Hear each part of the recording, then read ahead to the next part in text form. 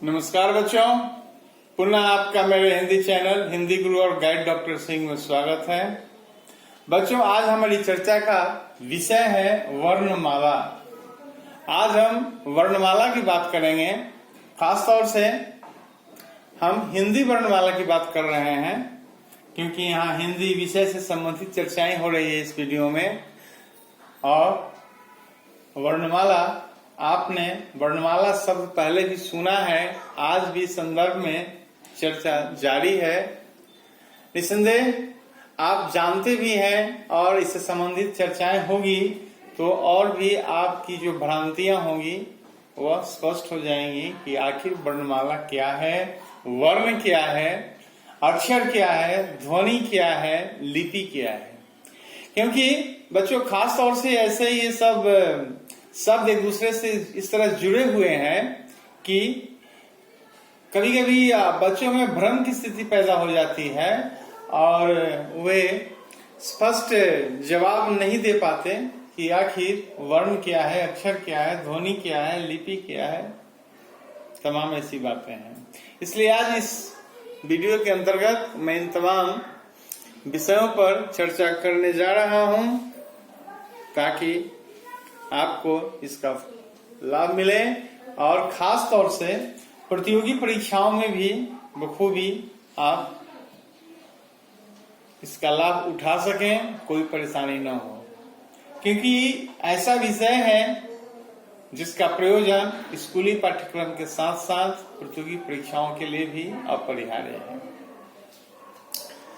जैसा कि मैंने लिखा है, वर्ण भाषा की लघुतम इकाई है, यानी छोटी सी इकाई है। जाहिर सी बात है कि भाषा का मूल रूप मनुष्य के मस्तिष्क में बोधन और अभिव्यक्ति की क्षमता के रूप में विद्यमान रहता है। बिल्कुल आपने सही सुना। यानी हम जो कुछ ध्वनियों में कह देना चाहते हैं, जो हमारी अभिव्यक्ति हुआ करती है, उसकी क्षमता तो इंसान में है ही।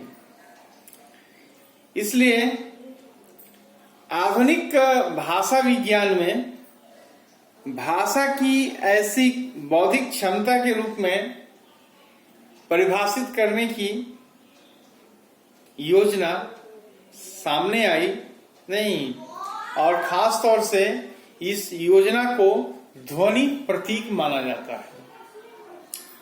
क्योंकि यहाँ इस बात की चर्चा इसलिए की जा रही है क्योंकि जिसे हम वर्ण कह रहे हैं, खास तौर से ध्वनियां मानव मुख से निकलती है और वही लिपि है। क्योंकि जब हम बच्चों को बताते हैं या ऐसी चर्चाएं होती है कि लिपि क्या है, तो फिर ऐसी चर्चाएं होती है कि ध्वनि का सांकेतिक रूप लिपि है।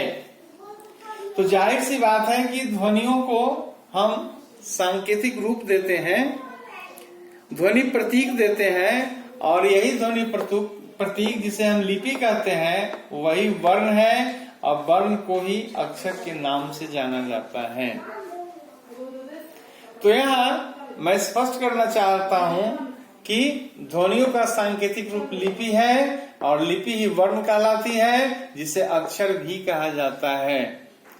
गौर करने वाली बात है बच्चों कि आप वर्ण और अक्षर शब्दों को सुनकर भ्रम में न पड़ें कि आखिर अक्षर क्या है। यदि किसी ने पूछ दिया तो आप बिल्कुल आत्मविश्वास के साथ बताएं वर्ण क्या है, अक्षर क्या है, लिपि क्या है और किस तरह ध्वनियों का सांकेतिक रूप लिपि कहलाता है, जिसमें हम वर्णों को लिखते हैं या फिर ऐसी व्यवस्थाएं विकसित की गई है। क्योंकि हमारी भाषा में वर्ण शब्द का प्रयोग भाषा की ध्वनियों एवं उन ध्वनियों को व्यक्त करने के लिए प्रयुक्त लिपि चिन्हों दोनों के लिए होता है। मैंने बिल्कुल सही बताया कि ध्वनि और उसका जो सांकेतिक रूप लिपि कहलाता है, इन दोनों के लिए हम वर्ण का ही प्रयोग करते हैं। उसे हम वर्ण ही कहते हैं, अक्षर ही कहते हैं। इसलिए यहाँ पर भ्रम नहीं होना चाहिए। और इस तरह से ये कहना कि वर्ण भाषा की लघुतम इकाई है बिल्कुल ही सही है। बिल्कुल ही छोटी सी इकाई है वर्ण, लघुतम इकाई है। और इसी वर्ण को अक्षर भी कहते हैं, इसलिए आप भूलेंगे नहीं।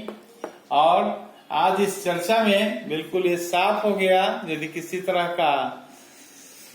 की शंका, कोई भ्रम आपके मस्तिष्क में होगा तो आज दूर हो जाएगा कि आखिर वर्ण क्या है, अक्षर क्या है। वर्ण ही अक्षर कहलाता है, इसलिए भ्रमित होने की आवश्यकता नहीं है। और वर्ण की चर्चा के उपरांत वर्णमाला की बात आती है। नहीं, अधिकांश पुस्तकों में आपको देखने को मिलता है कि वर्णों का समूह वर्णमाला है, लेकिन यहाँ पर समझने की आवश्यकता है कि महासमूह कहने से वर्णमाला की जो औपचारिकता है पूरी नहीं होती है। वर्णमाला की औपचारिकता को पूरा करने के लिए हमें ये बताना पड़ेगा कि वर्णों के व्यवस्थित और क्रमबद्ध समूह को वर्णमाला कहते हैं। यानी कहीं न कहीं यहाँ पर हम व्यवस्था की बात करते हैं और क्रमबद्धता की बात करते हैं। जैसे हम हिंदी वर्णमाला की बात कर रहे हैं, और जब हम स्वर लिखते हैं तो अ से शुरू करते हैं, व्यंजन लिखते हैं तो क से हम शुरू करते हैं। अब प्रश्न ये है कि हम अ से ही क्यों शुरू करते हैं, क से ही क्यों शुरू करते हैं, या फिर जब हम अंग्रेजी में ABCD लिखते हैं तो ए से शुरू करते हैं। ऐसे प्रश्न आपके मस्तिष्क में जरूर आते होंगे, लेकिन इसका जवाब भी जानना जरूरी है, क्योंकि कहीं न कहीं हमारे भाषा के विद्वानों द्वारा ऐसी व्यवस्था, ऐसी क्रमबद्धता निर्धारित की गई है ताकि किसी तरह की परेशानी न हो और जो सर्वमान्य हो। इसलिए यहाँ पर ये जानना जरूरी है कि वर्णमाला के संदर्भ में यदि कोई आपसे पूछता है, यदि ऐसी चर्चाएं होती है, तो वर्णों के व्यवस्थित एवं क्रमबद्ध समूह को वर्णमाला कहते हैं। ऐसा सार्थक जवाब, ऐसी सार्थक परिभाषा देने की आवश्यकता है, जानने की आवश्यकता है, समझने की आवश्यकता है, ताकि कोई परेशानी न हो। क्योंकि हिंदी में भाषा को लिखने के लिए जो चिन्ह प्रयुक्त होते हैं, निसंदेह उस समूह को वर्णमाला कहते हैं, जिसमें हमने स्वर और व्यंजन की यहाँ पर चर्चा की है। शुरू में सबसे पहले स्वर आता है, इसके बाद व्यंजन की बात आती है, इसके बाद आगत वर्णों की बात आती है। आगत वर्ण वैसे वर्ण है बच्चों जो बाहर से लिए गए हैं, वे हमारे नहीं हैं। आगत वर्ण के अंतर्गत दो तरह की स्थिति है, आगत स्वर और आगत व्यंजन की। आगत स्वर में आ आता है, जैसे कि देवनागरी में स्वर की संख्या 11 है और इस आ को लेकर स्वर की संख्या 12 हो जाती है। और इस तरह वर्णों की कुल संख्या 52 हो जाती है।